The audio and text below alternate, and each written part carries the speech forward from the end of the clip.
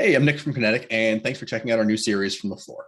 One of our goals at Kinetic is improving the level of education in the industry. So we wanted to put out this series to highlight different brokers and give some quick hitting tips on best practices, common mistakes, or just general brokering advice.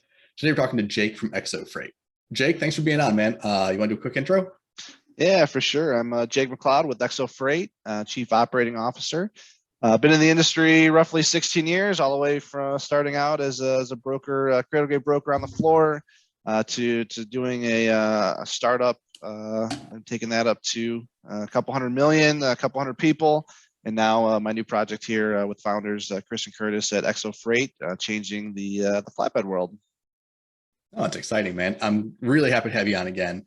During our last call, we talked about toxic business and how to manage it at a brokerage. Today, we're going to talk about the opposite, good business, like whatever that means. Yeah. All right. So I guess let's kick off with that question. What does that mean to you? What's good business? Is it all about the money? No. So I think I touched on this last time here about what I look as again sort of the full ecosystem and how do you create these wins for everybody, right? Is it good business for your carriers and your carrier base, right? Are they loving the freight that you're sending to them? It pays well, it moves easy, it moves fast, right? It's a really good, healthy relationship there. Are your customers winning? Are you successfully servicing their business? Are you picking up on time, delivering on time? It's profitable for them, right? And what they're trying to do, you're meeting their goals, their KPIs. You're providing a great service, or maybe value add in software or some other things. And then obviously, is it a win for your business? Are you profitable? Is your team enjoying running this freight? Is it really good business that complements other business you have, right? It has to be a win for everybody, and that's a great customer, right? And I think it goes deeper and deeper and deeper than that. But I think if you look at it from the surface of just trying to figure out what is good, that's a real good sort of gut check to make sure it's good business. No, I really like that. If we're to kind of go in a little bit deeper to the relationship itself, so between the individuals, we talk about like how this is a relationship industry a lot, and I feel like it ties in. What makes a good relationship from that perspective? Is it just going out and grabbing drinks with your buddy, the shipping manager over at your customer, or like how much more goes into it than that? I mean, alcohol with your buddy doesn't hurt the relationship any, so that's always a positive sign. No, but again, you really have to look at this as sort of a partnership, right? You have to be in this together with your customers. It's tough. I mean, it's a really tough business. It's been a very tough last couple of years. We've seen relationships really be stressed. And when I say like having a good relationship with somebody as a partner is honesty. Are you honest with your customers? Can you sit down and have a real conversation? Or are you're too worried to give them the whole truth? Are they too worried to tell you the whole truth? Like that's never going to lead to anything but distrust. You're going to have problems that are eventually going to surface. If you have a really good relationship, a really good partnership with your customers and carriers for that matter too, you can sit down and have real conversations about what's happening. Even over the last, year and a half, I mean, how many times do you think people have had to go to their customers and talk about the situation with capacity and rates and customers, I think, talking to their providers, talking about all these loads I promised you, they just won't happen because I don't have enough parts to make the things I need. Like this volume is just not going to exist, or we've changed product lines, or we've shifted and we've pivoted different ways. And maybe now this freight's coming out of another location you don't service, and it could lead to, some of these, negative feelings towards each other. But if you're honest about the reasons why, and you're able to sit down and have conversations, that's key. Communication and transparency. These are words that get thrown around a lot in sales meetings, and it's always referring to like just knowing where your freight's at. It goes so much deeper than that, right? Transparency and communication with your business is key, right? What's happening in the market? What's happening in the world? How does it affect your business? How does it affect our business? And how do we work together as a team, right? As a partnership to come out the other side both successful? Yeah, I like that you brought up the carrier relationship too. It wasn't what I intended with this topic, but like there are a lot of similarities. Like my one anecdote I'll throw in is that my favorite carrier I ever worked with, he didn't move a ton for me. He moved a little bit like inbound, outbound St. Louis, but we had a good relationship because he would tell me if he was going to drop the ball. He would call me up like 6 o'clock in the morning, Nick, I'm gonna drop this load today. And you know what? Like just the fact that he did that, I mean, not great that he was dropping a load, but he would always tell me. He would always tell me with enough time to do something about it. So my next question for you is, like, how do you find this kind of business? Can you directly seek it out, or is it something you have to build up over time? Well, I mean, that's not the simplest thing to answer, right? Because of course you're always seeking out good business, right? But trust develops over time too, right? So I mean, yeah, no one's purposely going out looking for something that's going to lead you down the wrong path. But I think the way you represent yourself in the market, the way you represent yourself to whoever you're calling that's on the other side of that phone, on the other side of the screen, on the other side of the table when you're meeting face to face, when we can do that more regularly, that'll be great. You're telling a story, you're giving a why you want to work with your company. It could be an exo, it could be anybody, right? Like, here's what we're about, here's what we believe in, here's our values.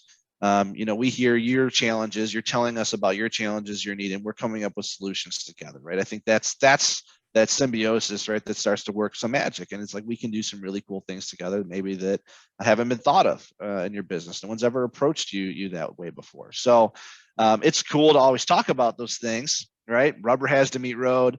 We're going to tender you some loads at some point. You've got to execute on that freight, right? And that's kind of like our company we talk about a lot. Like, yeah, we're really solutions focused, right? Optimizing freight, creating software and solutions for people. Cool. But we really have to execute. We're always in execution focus as well, because again, you have to move loads for customers. You have to get freight from A to B. Yeah, we're doing it more efficient. We're doing it in a way that other people don't. But you still need to pick up on time and deliver on time.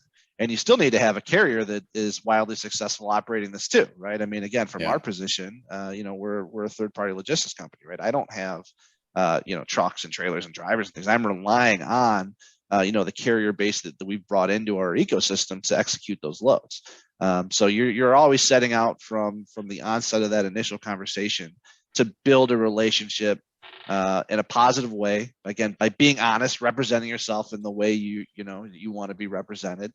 They understand who you are and your values, and you recognize the customer's challenges, and then you build trust. Right? It's just trust, and trust comes in time.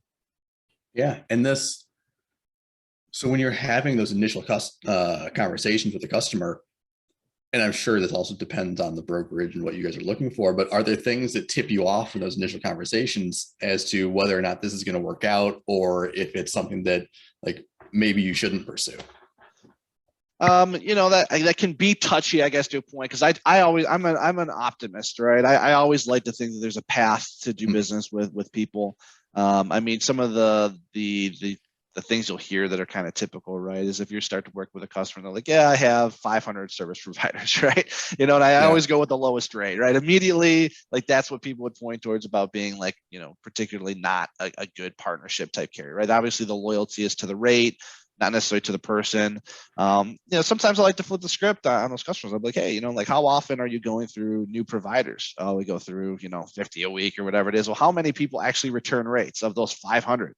Well, probably a very small percentage actually return rates to you at this point. And of them, how many people, are consistently being used? It's probably an 80-20 rule. So really, your 500 providers is boiled down to probably 15 or 20 that you reliably use. Like, wouldn't that be a much better way to look at your network, get us involved, and really look at it from this standpoint here about how we work together, and we work with a much smaller, more intimate group, and we provide real value for you outside of just the lowest rate being blasted to anyone that's called you that week. Some customers, like, when you really start to talk through me, like, yeah, it makes a lot of sense. Like, you're right. It's a lot for me to manage this giant email blast or this like call list I have to go through. And you're right. That's a really interesting way to look at the world. And you can convert, some customers over. And some cannot be helped. Some are, nope. If I get into more providers and more eyes are on it, I'm going to get lower rates, right? There's sort of this idea that if thousands of people see it, then of course the lowest rate will somehow surface itself, which we know is not true, but people's minds may not be able to be swayed. But I have a whole bucket full of good arguments about why not to do that technique and ways to work better with customers that do that. No, I agree with you a lot about that. And in my experience, like, part of the role of being a broker is having those conversations with customers, potential customers, and pointing out to them the things that they might not know or the things that they could do better based on your expertise. And the customers who are open to hearing that are usually a much better fit to work with me, at least. I'm assuming to work with you guys as well, as opposed to the ones who shut down and are just like, no, like we do it this way. Sorry, you know? Yeah, I mean, there are people that are just not looking for a solution, right? If there's, gosh, I forget who said this quote, but you know, it's one of the sales gurus out there, right? That's sort of like hypnotism, right? If you don't want to be sold, if you're not looking to buy, you don't want to be sold, you just won't be, right? If you're Yeah. closed mind, you don't want to hear it, then it just probably won't happen. If there's an inkling of an open-mindedness there to have a conversation, and you are looking for value, you are looking for something different, you are feeling pain, you know, there's an opportunity to get in there and have conversations and provide that value that you offer your customers. If that's not, then it's not. And you sort of have to. Yeah, you froze up a little bit there, but I think you're back. So I'm going to throw my last question at you here. This happens a lot. Like you got a great customer, but then somebody new comes in or your main contact leaves. Like, how do you maintain that customer relationship? How do you keep that as a valuable customer for you? That's a really tough situation to be in. You know, we've all experienced where you had a great relationship built with that point of contact, right? It was a call, and you talk about what you did on the weekend, or you talk about the, you know, the game, or maybe you see each other somewhat regularly and share drinks or whatever, and then unfortunately get the news that they're going to go somewhere else. You got to recognize that you have to be good at being the provider, right? At the same time as just having a good relationship with a person. Do you bring value to that company? Have you successfully helped them make their business better? Are you truly a better option than other people? Oh, I lost you again. On the market, or are you just friends with Nick? You know, if you've truly built a relationship with that shipper, and you're, you know, whatever it is, operationally you're better, you provide better solutions, you're a true partner, you're the go-to when something falls through the cracks, you're the one that communicates when there's problems, and you have really honest conversations, you're going to be fine. You know, someone's going to step into that role, and everyone at that company is going to sing your praises, not just your friend, not just the one person you were dealing with. And that's important to recognize, that there's a difference when you talk about relationships in this industry. Yeah, there's relationships, and we work closest together. You know, me and Nick, we're really tight. But you need to build a relationship with everyone at that organization, whether they know you at that personal level or not. Do they know, you know, XO Freight? Oh, boom, I see XO on a bill. You know, I sleep well when that hot load's going over the weekend. You know, you need to get yourself to that level with customers. Yeah, and that that ties into something I've talked about a lot. That I agree, having multiple touch points. If you just have that one person that you talk to at the company, you're almost setting yourself up for a disaster. You have to have that one person and then multiple others, ideally at different tiers within the organization, in my opinion, so that you really just ingrain yourself into that company's workflow. Absolutely. Yeah, no, I mean, you should be really having conversations with, you know, I would tell you, the exec team, like the exec team should know who you are and the value you're providing, you know, all the way down to, you know, just load planners and the people on the dock. Do they know? Well, they do favors for you, right? I mean, there's something that's overlooked is, hey, my truck's going to be an hour late. Is this a disaster? Or do I have somebody that I know will stay late for me and load this truck? And maybe I can buy pizzas for the crew and make it right because they're going to miss dinner. That's a really valuable relationship to have in your back pocket, because the CFO is not going to help you do that, right? So no, he's not. All levels, all layers. It's important to build those relationships.